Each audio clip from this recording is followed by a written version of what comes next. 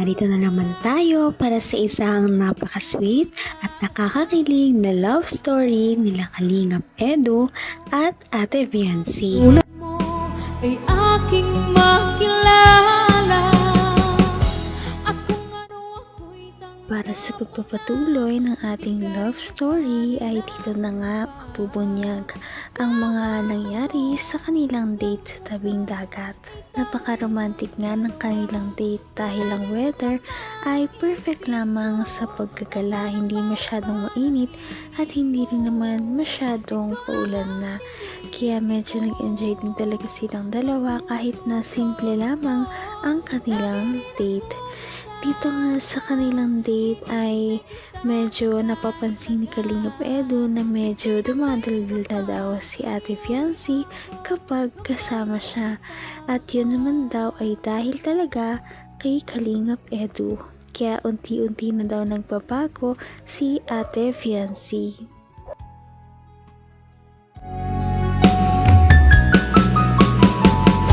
Ang nice ko lang. Nandun po kami. Pag nandun kayo? Hindi, no? Mas madaldal ka ngayon.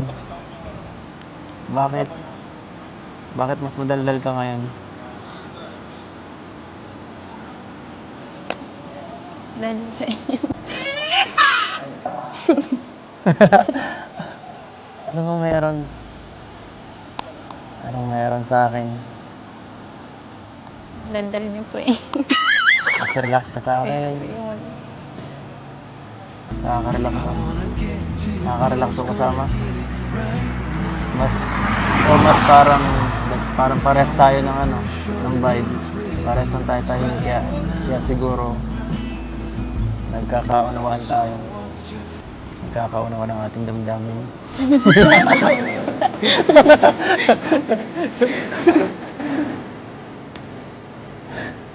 Hiniraan ka naman, no? Ano ba yan, si?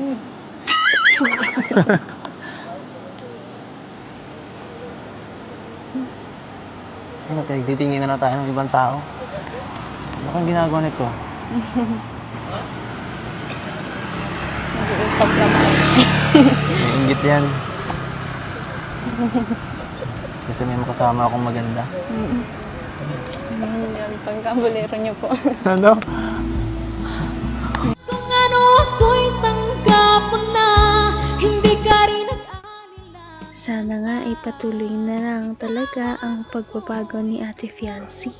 Sana ay unti-unti na talaga mag-build ang kanyang confidence at hindi na siya mahiya kapag kausap si Kalingap Edu. At sana nga ay mas lalo na talaga silang maging close. Pagkabulero niyo po. Ano? Bolero po kayo masyado. Bolero? Sinasabi ko lang nakikita ko. Hindi ako sinungaling, no? Hindi ako ganun pinalaki. Sana ako dito.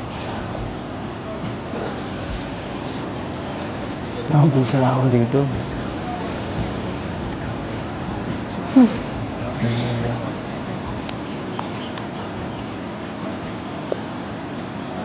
Tumingin ka kaya dito?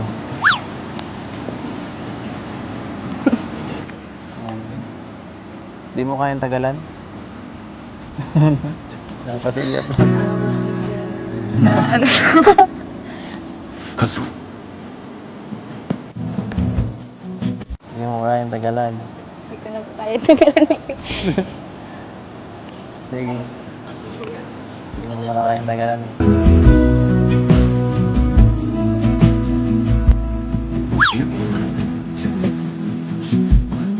Uy, may pasulyap yun ah. Nasulyap.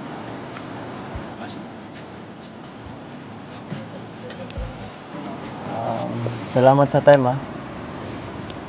Salamat dahil pumunta ka. Nagbigay ka ng oras. Naman ang bawat panaginip ko, ikaw lang ang Hindi rin naman maitatanggi ni Ate Fiancé na parang gusto niya rin talaga na kasama si Kalingap Edu. Kaya naman nag-e-enjoy din talaga siya sa kanilang mga date kahit na pasimple-simple lamang at hindi masyadong magkarbo ang kanilang mga date sa ngayon. Welcome po. Thank you din po. Kasi Ganda. dito po para pong nakakapagpahinga na din po. Hindi ka nakakapagpahinga ng ganito. Doon po sa bahay, nagtitinda po kasi kami ay. Kaya parang mas busy kasi mula nagkatindahan ka. Opo. Kaya kailangan mo rin ito. Kailangan mo minsan-minsan. Thank you din po.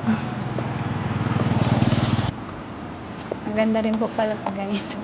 Ang ganda rin po pag ganito. Magandang Tabo. bonding. Nakakausap ko po kayo. Nag-share po kayo ng tungkol sa inyo. Mas nakikilala ko po kayo. Akala ko po kasi noon sobrang tahimik niyo po. Tsaka Hindi naman, kaya lang siyempre medyo pili lang siguro ng konti ang mga taong pinag-openan ko, kaya yan, ikaw medyo feel ko ang vibe mo. Magaan ang pakiramdam ko sa'yo. Magaan. Sana okay lang sa'yo. Hanggang wakas ay tayo ng dalawa. Palagi kang naman ang isip. Maganda talaga na sa mga ganitong pagdidate ay mas nakikilala talaga nila ang isa't isa, na sa ganon ay mas maging magkakakilala na sila at mas maging close na rin sila sa future. Kaya naman sana nga ay patuloy pa rin ang kanilang pagdidate at hindi na ito matapos hanggang sa magka-develop pa na talaga silang dalawa. Okay lang sa'yo. Na i-share ako paminsan-minsan at minsan puro kalokohan. Minsan sweet naman. pinapasaya niyo po. Pero always totoo. If it all starts to crumble, Sana ikaw din pwede mo na maging open ka rin. Willing naman ako makinig. Nandito lang ako kung gusto mong may makausap ka paminsan-minsan kapag pagod ka, medyo may nangyaring mabigat na na problema or isipin, pwede ka naman tumawag. Gusto mo nga, puntahan pa kita dun sa inyo kahit malayo yun. Malayo po na. Okay lang. Thank you po. Hindi mo na kailangan ipasalamat yun. Kasi friends naman tayo. and hope we know when. Thank you din po kasi simula po nung una tahimik po talaga ako. Ngayon Ngayon, Napakarami talagang nalaman ni Ate Fiancé sa ugali ni Kalingap Edu sa date nila na ito. Kahit na simple lamang ay mas naging magkakilala silang dalawa. Ganon din naman si Kalingap Edu ay mas nakilala niya rin talaga si Ate Fiancé kung ano ba talaga ang kanyang tunay na ugali. Kaya naman sana ay magkaroon pa sila ng ibang date. Napaka-sweet talaga nila at napakabait ng tambalang ito, kaya maraming sumusuporta. Kaya naman sana ipatuloy natin silang suportahan at mahalin si Fiancé, si Kalingap Edu at ang Kalingap team. Yun lamang at maraming salamat sa panonood. Abangan natin kung magkakatuluyan ba talaga si Kalingap Edu at Fiancé. Hanggang sa muli. Bye! Ngayon'y abot